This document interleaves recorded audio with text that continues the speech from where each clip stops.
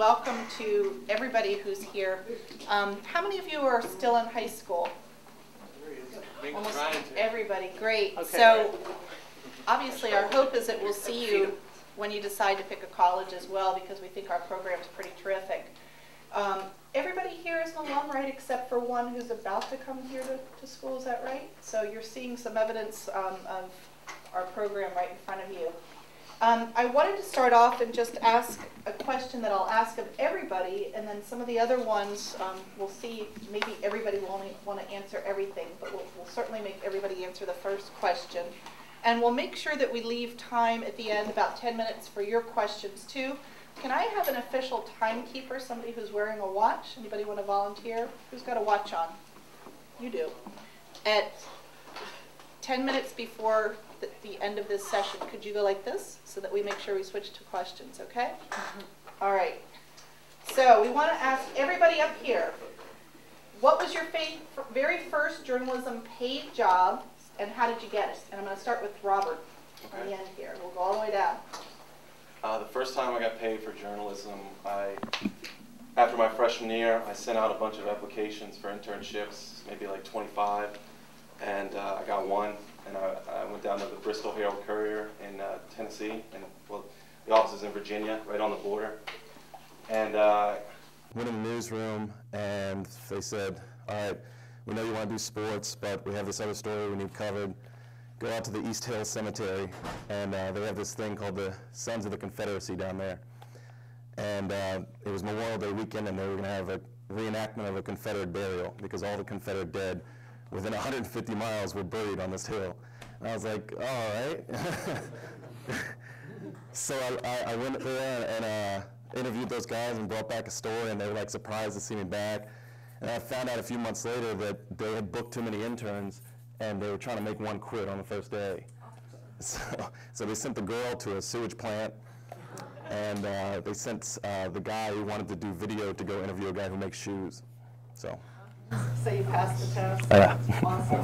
Have you had a journalism job yet? Yes. You're currently in one? Yes, ma'am. Yep. I think I'd have to tweak that question for me. The overall goal is just sports media, and I think my first paid media gig, I was doing sideline reporting for Georgetown football for Verizon Fios One Sports, which was really awesome. It parlayed into some color commentary, and then of course the Post would be my first. Well, that came second. That was my writing gig that I was paid for.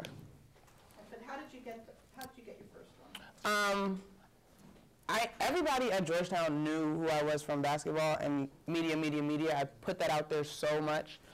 So I was applying for just a regular job at Georgetown, trying to, out of school, you get a job, that's what you do.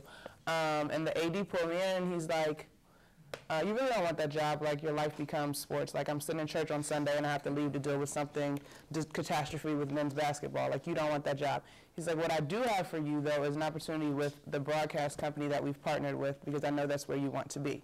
So I was like, all right, let's do it. So he made a phone call, they called me up, and I was like, yeah, let's make it happen. So networking, you have no idea, huge. Yeah, my first job was my junior year of high school. I wrote for the Farmington Valley Post in Connecticut, where I'm from. One of their sports editors covering our high school baseball game, and I just went up to him after the game that I was playing and asked him about writing for him.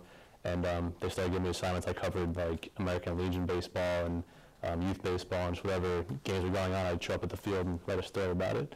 I got like $20 an article, and that's what it was. My first paid journalism job was for the Diamondback. I covered volleyball my fall semester. I was a sophomore, and it eventually led to men's lacrosse the next semester and men's soccer the semester after that, and sports editor after that, so it worked out pretty well. And then the summer after my sophomore year, I had a paid internship at the Morning Call, a newspaper in Allentown, Pennsylvania, where I covered all sorts of sports I didn't even know existed. Makeshift hammer throws and Celtic games, and I covered actual polo, as in on horses, so that was pretty cool. I enjoyed that, about 14 sports over the course of a summer. So. Addie, how much did the Diamondback pay you for your stories? That's the independent daily here on campus. From what I understand, it's gone down a little bit, but it was about $15 per story originally, and then as I moved up the beats and wrote longer stories, it increased. But enough to get a dinner that night, right? yeah. Mariel? Oddly enough, as a proud journalism graduate, I don't think I have ever been paid to do journalism, because I kind of started freshman year and got involved in the sports information, the PR side of things, and stayed on that track basically the entire time. I wrote clips and did that sort of thing for the journalism classes I was taking, but never was paid. But like all that being said, I'm still so glad I was a journalism major. I think that, I have friends that we graduated with that are, in law school now, and I think it's a great foundation. And I'm not to discredit the communication school here, which I'm sure is great. I think I learned so much more about the business of PR being a journalism major than I would have sitting in a PR theory class over at the comm school. But I have never been paid to write an article, I don't think. I'm going to give you $5 right now. Welcome. Thank you. How about you? How did you start? Yeah, my first one would have been also with the Diamondback. My freshman year, got here, my first day, met my roommate, walked down to the office and asked him if I could have a job, and had never written a story ever before in my life. So they sent me back to my dorm, said watch a college football game on TV and write a story about it. And you would think that I had never picked up a newspaper in my life by the story that I turned in. It was like 5 pages long. It was like a term paper, essentially. Literally almost like a play-by-play. So it was really terrible, but yet I somehow finagled my way into a job at Diamondback, which was probably the best decision of my journalistic life. And spent all 4 years there. And it was really awesome. I mean, 2 years covering cross country, had to pay my dues there.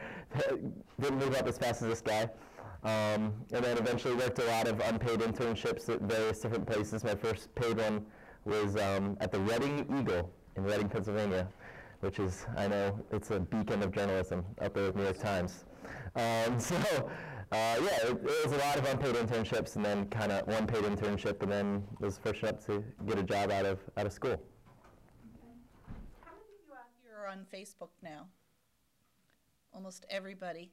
Well, I'm curious of the panelists, how many of you have used Facebook or Twitter or LinkedIn to brand and market yourself, and has that helped you get any of your jobs that you've had? Yeah, just jump in. I use Twitter between my sophomore and junior year and junior and senior year of college. I worked in Cape Cod. I was a freelance baseball scout of sorts. I went to the Cape Cod Baseball League, and I started a blog and just started tweeting links to my blog every day, and people started clicking on it. And my dad knows Buster Olney from ESPN, and eventually he started linking my blog on his daily links page. So definitely a good way to get yourself out there. And then now at the Post, everything we do, we have to tweet a link to, and all the time. So it's definitely a big part of it now. Do you have your own individual Twitter handle for the Post? Yeah, the one that I had originally, I made that my Post one, and then if I ever feel like I want to tweet something inappropriate or not post-worthy, I'll, not inappropriate, but not post-worthy, I have another one, doesn't have my name on it, doesn't have any attachment, so if I have to get something if I'm watching the game and something's bothering me and I want to tweet something about the game, I'll use that one, but anything journalistic I keep to the Post one. Anybody else using it? Do you guys know what LinkedIn is? Oh, yeah. Yeah? Okay. Anybody else? Yeah? I know as a copy editor.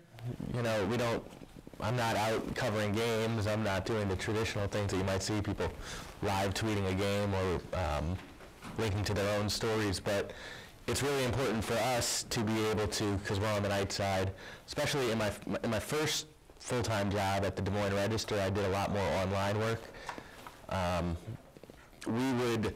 We had pages for our Iowa State coverage and our Iowa coverage and our Northern Iowa coverage, and we would link to the stories, and we would also encourage dialogue between readers, because that kind of engages them more. And I didn't use my personal Facebook account for that sort of thing. I have the restrictions set up that, like I'm sure most of you do if you're smart.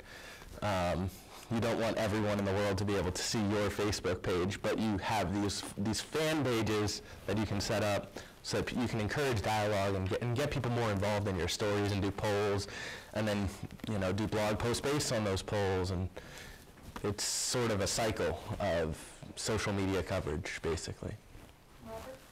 Never gotten a job or anything like that through Twitter or Facebook, but it does help me get interviews with athletes that are my age.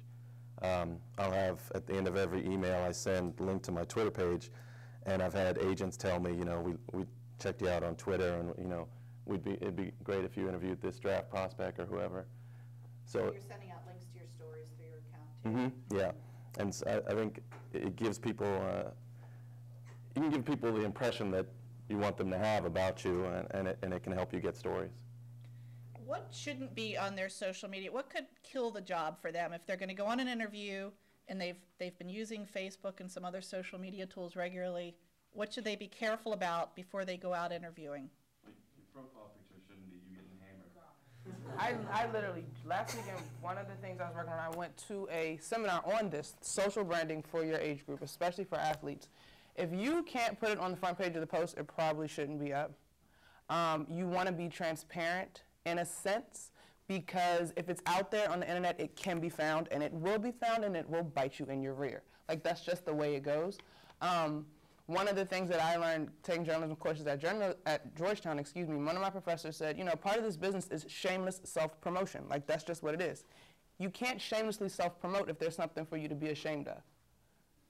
It will get found. Like, just be smart about it. I think once you become aware of the issue and the power of Twitter, the power of Facebook, then it almost becomes common sense. If your mom couldn't see it, if it couldn't be on the front page of the post, it probably shouldn't be out there. So you mentioned, you don't want to show yourself drinking when you're underage on your Facebook page. What else shouldn't be there, guys? I think on Twitter you have to be careful. We just had an incident at CBS Sports where we had somebody applying for an internship who, coming off the NCAA tournament, kids applying for a summer internship, and give a Twitter search, and his Twitter handle is public, and he was very critical of CBS and Turner's joint coverage of the NCAA tournament. And you're just like really, you know what, you're a student and you're watching it, and that's great, and it's good to know that you're engaged and you're aware and you know what's going on. But ripping Bill Raftery, who is a household name for, and is a big guy at CBS, maybe not a good way. There's a professional way to do it. Maybe if you link to a TV critic who, is being critical of him, okay, fine. But, those are the kind of things. Be aware. It's out there. You put it out there. You were, hated the sky cam that was going on in the domes. We know. We saw it. And then you're going to apply for an internship and come in, and I'm going to, just those are the kind of things you have to be careful if people see this stuff. And I would add, just watch your language and watch what you're dressed in on your Facebook page and other pages that are out there. I've seen students in bikinis, and that's what when employers are looking, they look through Facebook, Twitter, and LinkedIn to see what you've done, and you don't want to be showing them in provocative outfits when you're applying for a professional job. There's just settings on Facebook that you can filter all of this stuff out. I wouldn't want to make it seem like you can't have a life and have a Facebook page, because everybody does, and they want to share pictures with their friends, and I don't think that you have to remove every semblance of you having fun off your Facebook page, but you should be smart enough to know that you can set settings so that employers can't see those things. Robert, you were going to add something? Okay. But your Twitter page? That's open. So you should remove semblances of fun.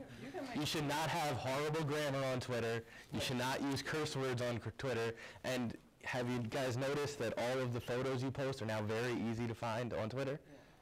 Very easy. I think Twitter Keep really that in mind. should be considered a professional tool. Really, all of social media is, but Twitter, I think, probably more than the others, is a professional tool. It's not for you to be, if you're trying to get into this industry, it's not for you to be chatting with your friends and going back and forth. It should be considered a professional tool and keep it that way. I mean, people say start trying to be where you want to go today, right? So yeah, if you guys are just average Joes not trying to get into journalism, yeah, Twitter, whatever, like you can be the kid on the website and that's just fine because it's not going to ultimately affect your career, although it probably would. But particularly in our business, you know, sometimes you just go ahead and start making small sacrifices to get where you want to go.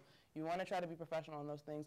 And I know it's tough. Like my friends were going in on this crazy trending topic and I'm like dying, laughing, but I'm like, I cannot put that trending topic behind my name, behind the post. Like I will get in so much trouble. But I was cracking up, like twatching so hard.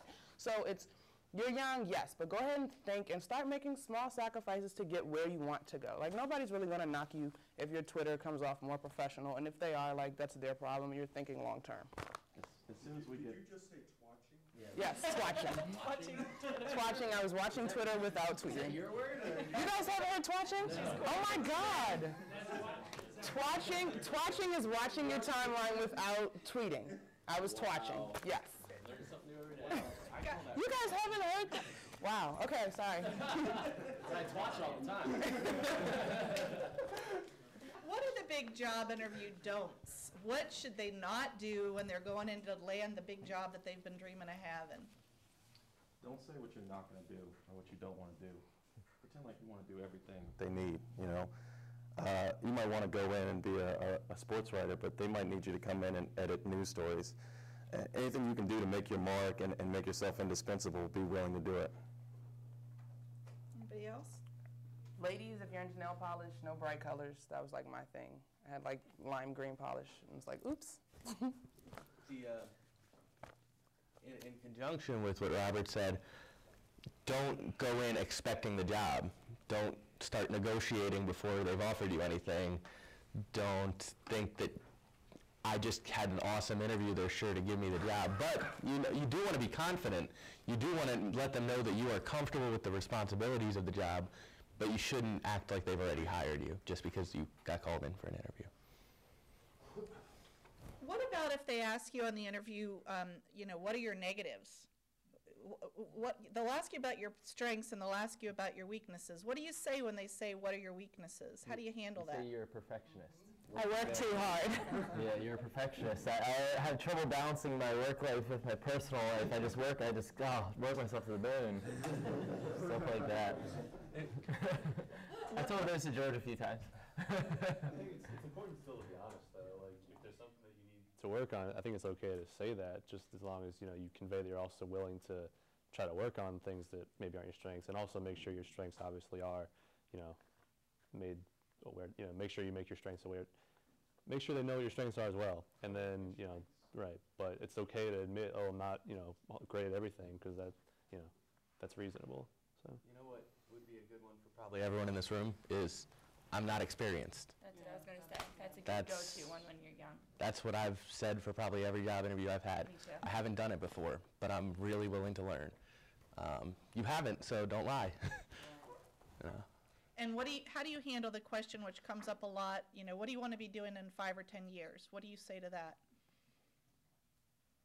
Keep your options open. Open to the possibilities, and yeah, your mind's not set. You're Open to learning, getting this job, learning from it, and, seeing where it takes you, but. Don't say that you want to be a columnist for the Boston Globe. You're not going to be a columnist for the Boston Globe in 5 years. What's realistic, though, to piggyback on that? What's a realistic 5-year projection? I would say, I want to be a sports reporter somewhere. I want to be a copy editor somewhere. I want a job in this industry, and there are fewer jobs, and I think right now, for anyone, it's most realistic to just say, I want a job. I want it to be in what I'm interested in. I want it to be similar to what I'm applying for, but, a full-time gig if you're applying for an internship. That's a pretty, or I want to move up maybe one step in this company if I get this job. You don't want to be outlandish, though. I'd just say celebrating the 10-year anniversary of you asking me this question. I think you've got to take a little bit of personality into consideration on this question.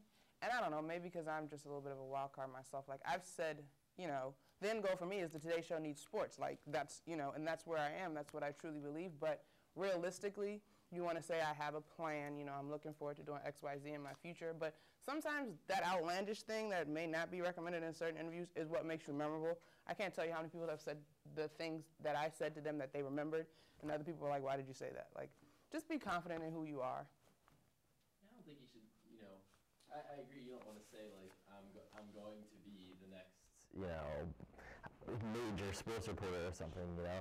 But I don't think you want to sell yourself short either. You know, I think you want to be confident in who you are. And I find that a lot of times, I think a mistake that people do make in journalism is like we all have been scratching and clawing for jobs for so long, and it's so hard. And you put yourself almost like at their mercy, and you just feel like you're almost like begging for a job, as opposed to coming in there and expressing confidence and saying, I should get this job. You should hire me. I'm valuable. You know what I mean? And not in a cocky way.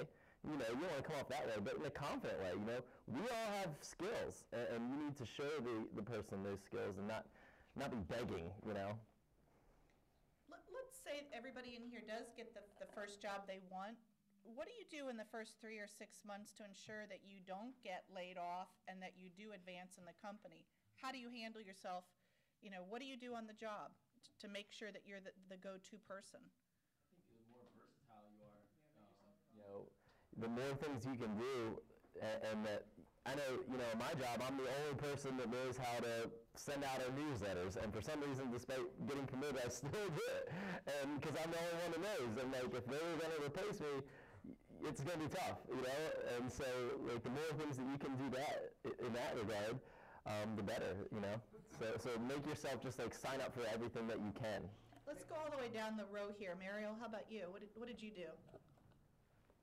I think I just kind of got to know as many people as possible, so that I could be versatile, so that people, you know, people knew who I was. You know, I was interested in what they were doing and how I could help, even if it wasn't in my job description, how I could help. I think that was really important. So, like, even though, you know, my boss might be like, oh, we're making cuts in our department, you can always, you know, they could slide you somewhere else instead of laying you off. You kind of, you know what every department does. So so not only are you versatile, but you know, okay, well, they do that. Like, you could slide me there, you could slide me there, instead of just laying you off. I think, in addition to the versatility, just being good and being diligent. Don't give half an effort when that's going to reflect on you. So, you know, especially in my situation, I'm easily the youngest copy editor at USA Today right now, and for me, I'm worried that, you know, how's that going to reflect if I'm going against people with as much experience as I have years on Earth.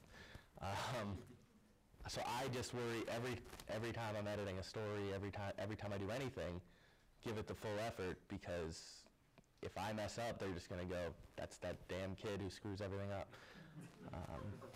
That's my point of view. You don't want to be that kid. Great. Yeah, I would just say whatever job they give you to do, just make sure you do a good job at it. And, you know, if they send you out to, like, Stafford County to cover a gymnastics meet, just go and do a good job and pretend you're writing like you're covering a Redskins game or something. If people, whatever you're doing, people see you're doing a good job, they'll notice, oh, this kid's responsible, this kid's good, he, you know, does a good job, whatever it is. So they ask you to do more stuff, and then it just kind of goes from there. Just never think you're, like, above doing a certain task at your job. Whatever they ask you can become important to you. I would say hustle.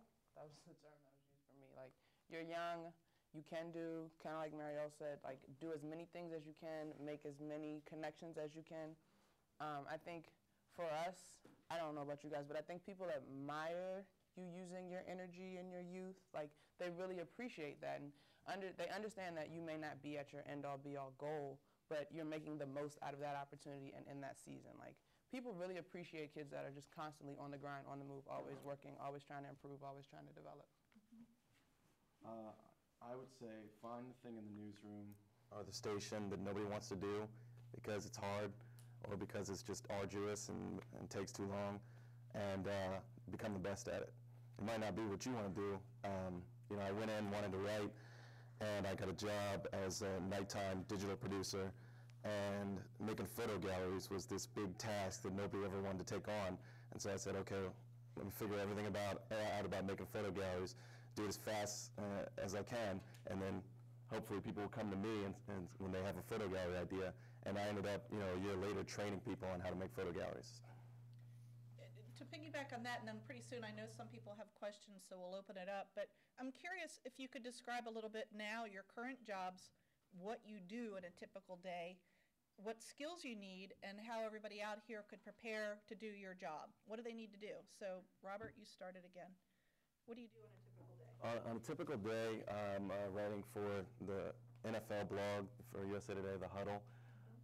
And then I'm working on another story, whether it's for Olympics or MMA or NFL, calling people, trying to get agents to give me interviews and trying to pull strings like Chick, but I don't have the same strings.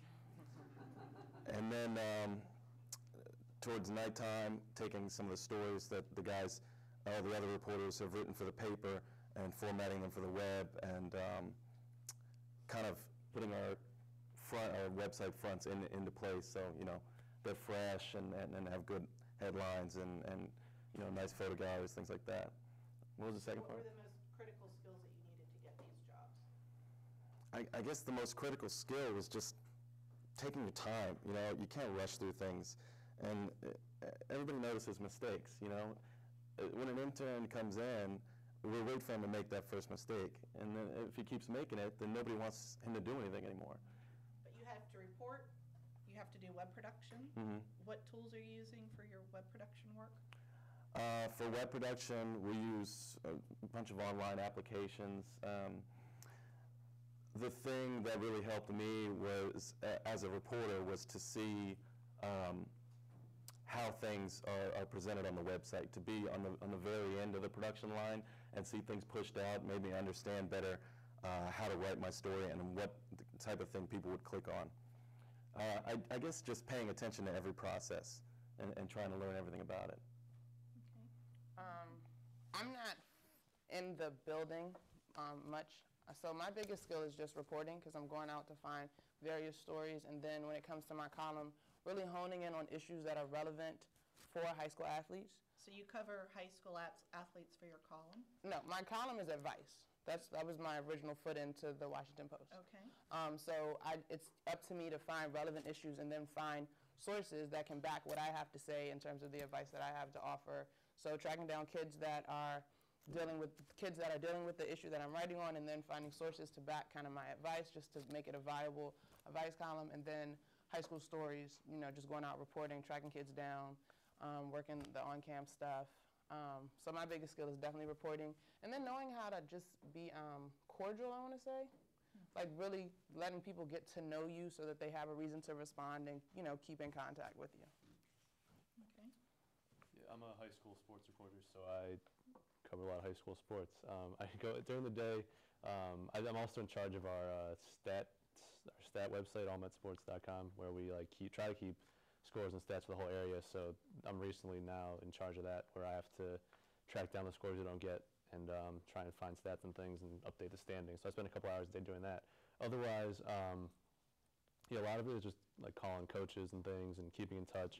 It's a little slower in the spring because we obviously don't have football or basketball, and those are our big sports.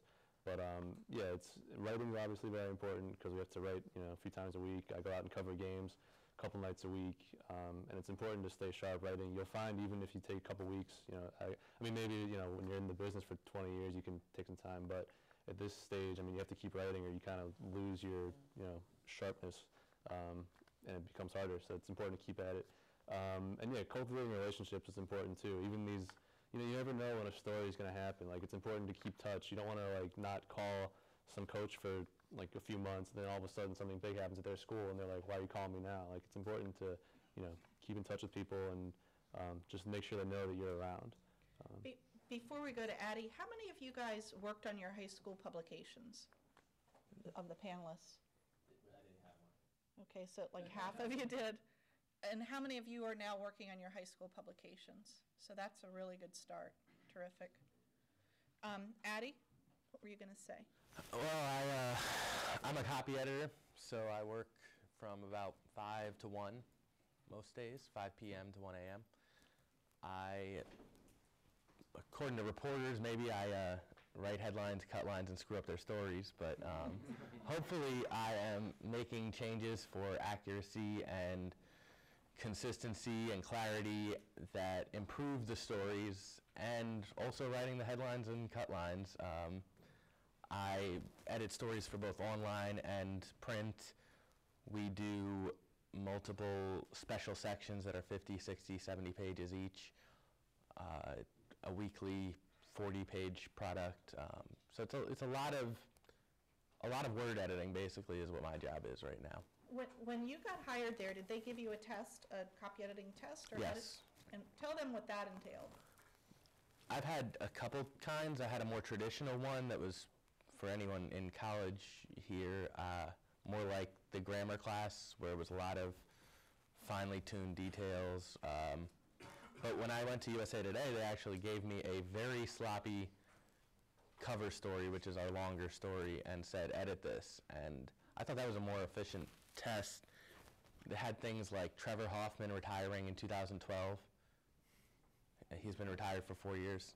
And errors like that. And so that was kind of the way that they were looking to see what I would catch, not just commas in the right place, but bigger things that our reporters occasionally, certainly not Robert, send over. But that was kind of the goal, was how would you handle this story? Mariel, what's your day like? Well, I'm kind of on the business side of all of this. So I start basically my day every morning, unless something else is going on. I basically start by reading Sports Business Daily. The Morning Buzz kind of gives you the recap of what is going on in sports business. There's a couple other trade newsletters and publications, Synopsis, Broadcasting and Cable, that kind of thing, that I'm looking over. Then I kind of check out Twitter and see what all of these people are writing, and if they're, whether it's positive or negative about CBS or nothing to do at all with CBS Sports, because you need to know what's going on.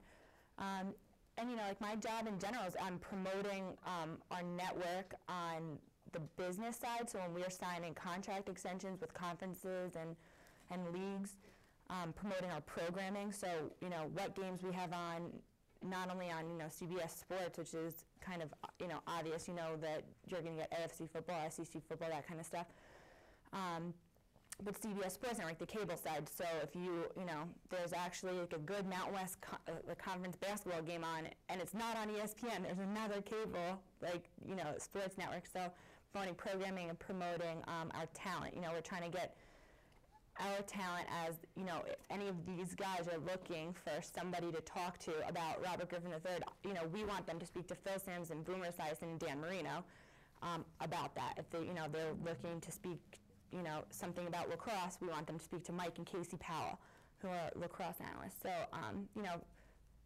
pitching stories, also, fielding requests and that kind of thing. And then I think a really important part of PR and like my job at a network is getting to know. I don't work with a lot of self-promoters. I don't think that like the people at the network are necessarily thinking that what they do is cool or like might be a story idea. So I think it's really important that I kind of go around and I'm just like, hi, how are you? What's going on? What are you up to? What's new? Like because what they don't think is a story idea can, there's a new use of technology that we're using this weekend in a game. That's something that Sports Video Group, which is another like trade publication, might do a great story on. So just kind of going around talking to people, finding out what's going on in the company, and trying to promote what we're doing, because we're doing a lot of good work that people don't necessarily know about. Ryan? Yes, I'm a staff writer for the Baltimore Ravens. So I work for our website, BaltimoreRavens.com, as a reporter. So really the beauty and why I wanted to get into the NFL is that of all the major sports, it offers the most regular hours. So I'm Monday through Friday, 8:30 to probably 6, 5 during the off season, 7 during the season, probably 7 or 8. And I'm interviewing athletes, so it's just a lot of reporting stuff. So interviewing, writing stories, probably write like 3 stories a day, probably. So when you're covering one team, it takes a lot of thinking. I spend a lot of time thinking about story ideas and like talking with the other staff writer and just bouncing ideas off each other, because we put out a lot of content about one team. So I spend a lot of my day doing that. Spend a lot on Twitter. I run our Twitter handle at Ravens, so I'm doing a lot of twatching and retweeting and tweeting quotes from our players, and doing much more video stuff now, a lot more on-camera work. So that's been kind of a shift for me, because I come from a writing background, so I've been kind of trying to learn to polish myself and do better at that stuff. Does Ray Lewis know your name? Yes. You all probably have some questions as well, so let's fire it up. Go ahead. Comment first. 5 years is forever in today's environment, by the way. Yeah. When asking those questions. Yeah. But my question back to the interview comments you guys had. Coming out of here, coming out of the Merrill School, did you feel you were well prepared for the interviews that you had for your first job? Yeah, I mean, I think that it probably would have been better to have maybe a course or something on just interviewing. I mean, probably every single department within this university could do that. You know, we're all interviewing for jobs. Maybe, you know, what would have benefited me and could help in those skills of being interviewed is also learning skills to interview. I don't remember, when I was here, we didn't have a class on interviewing people. And it's definitely an art, and it's something that takes a lot of practice. It's not just, anybody can go up and stick a recorder in somebody's face and ask a question, but really the best reporters are the ones who ask the right questions, and then you get the best answers, and thus the best stories. So I think that could probably work two ways would have helped me, I guess. I would say, to kind of piggyback on what Ryan said, you know, we got some basics, but I would have actually appreciated more of a direct. What can you do to make yourself stand out? I don't know how many of you are familiar with this, but when you apply for a sports reporting job right now, you're one of about 100, 200, depending on the particular publication. If the Washington Post has a sports reporting job open, and they publish it to journalism jobs and Pointer and other places like that, it's going to get 300 applicants. More than that. Oh, at least. Yeah, minimum 300. Yeah. And so you're talking, you know, there's certain things that you need to do that I would have loved to have heard more of, specifically highlighting your specific experiences. You know, Robert Klemko has covered a Super Bowl. That shouldn't just be, I'm the NFL blogger for USA Today. That should be covered a Super Bowl on here. You know what I'm saying? And I think that those kinds of very specific things are really good to highlight, and I didn't realize that until I had already had my first job. And nowadays, really, with so many applicants for jobs, what they'll do often is take resumes and run them through a computer system. They don't even look at them all. They run them through and keyword them. They keyword search for things that they're looking for, which is something I don't think a lot of people know about. You know, so if you're hitting the buzzwords, the right keywords, then you'll get filtered into a certain pile. And if you don't, they never even look at your resume. So those are important lessons to learn too. What are the keywords that I should be using in my resume so it doesn't get filtered out? I would say, though, probably the most valuable thing, I mean, obviously the classes here and working for Diamondback were good, but probably the most valuable thing I got from coming to school here was just the connections that all professors have. Like, I mean, like I said, if you're just one out of hundreds of names at the Post or anywhere, you're probably not going to get a look. But if you know Professor Solomon, who was a sports editor there for almost 30 years, then people might take a look at you. So, I mean, just coming here and meeting professors like him and Professor Blackstone, they've been in the business for, you know, like I said, 30 plus years. So that's really valuable. For me, at least, that helped a lot. I wasn't necessarily here, but I think through the way, as you go along, take advantage of like career development opportunities. Like if you go on mock interviews, I know that's what I did. I went to a bunch of mock interviews, and even though they weren't specific journalism jobs, it gives you an opportunity to practice interviewing. You know, you become aware of your body language, you become aware of and, if, or but 50,000 times. So just take advantage of like career development. I know they offer resume checks and whatnot. They offer mock interviews a lot of times. So just, it's the same thing as if you're writing. Just practice those skills. Another question from out in the audience? How long did it take you guys after graduation to find your job? I got mine through my internship, so I just kind of stayed with them. And that was the biggest thing, building that relationship with people and making yourself indispensable. Like, well, we better start paying this guy. or you know, we're going to lose all this stuff. How about the rest of you? And we require students to take an internship to graduate. You can't leave here without it. Who else? How long did the rest of you take? Here's my dirty little secret. I'm not like a full-time official. I honestly, my initial gig with the Post, I pitched myself to the high school sports editor. I was like, you know, I have this idea, I can write, here's the proof I can write, what do you think? So Transition Game, which is my advice column, she was like, I love it. And for the first 3 months I wrote for free because it was the Washington Post behind my name. So then that parlayed into other stuff, you know, I was getting paid as they were using the pieces more and it started to catch, and then now writing other things and such. So I think you got to be gentle, or not gentle, that's the wrong word. You got to be patient with yourself because it's a super competitive industry. Take advantage of what you can take advantage of, but I don't think like it's really fair to hyperventilate. It's just ultra competitive. I worked at the Post during school. I worked just part-time in the office answering phones and taking high school box scores, and then like 2 months or 3 months after I graduated, like the August that summer, they called and asked if I wanted to come back and write. So yeah, any kind of job you can do during school, that definitely gives you a leg up, wherever it is. If there's nothing there, then you know you have that experience, but if there is something there, it's much easier to kind of stay on. It's easier for you and easier for them to keep you on once you graduate.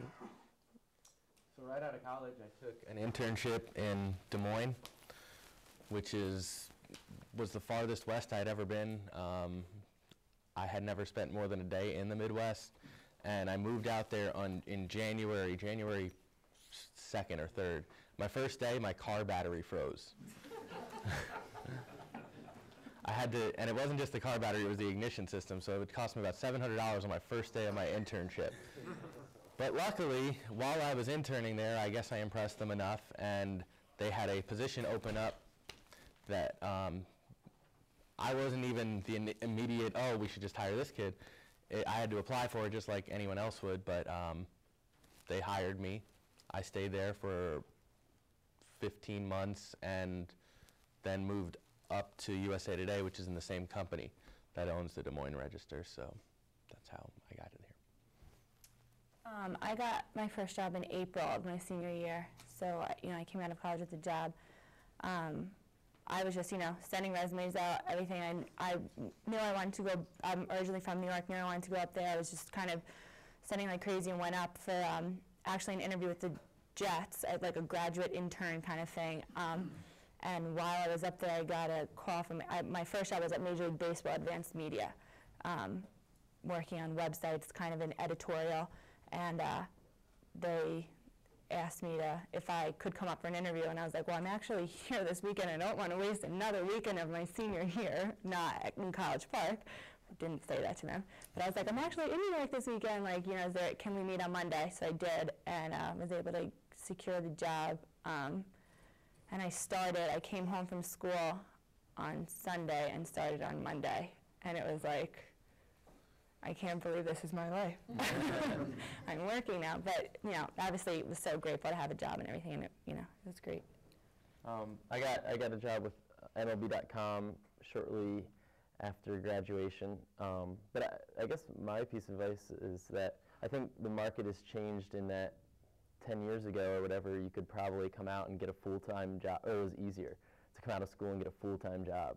And I think all of us probably have the experience of now, what generally the path is for a lot of people is you have unpaid internships while you're in school, and then you get out of school and you have paid internships. I mean, a lot of us graduate and you don't get a job, a full-time job. Like, there's a big difference between internship, paid internship, and full-time. It's benefits and things like that. So now, my path was paid internships, and then you hope that a position opens up where you're at, and you can move into that, and or you just get enough experience and make enough contacts while you're working there and sending your resumes that you get full-time somewhere else. But I wouldn't be discouraged if you graduate and you don't have a full-time job. That's the path that a lot of people go, is still working internships after graduation, even after master's degrees and such, so. We're at time, and I just want to have the last word then, because I do run our internship program here.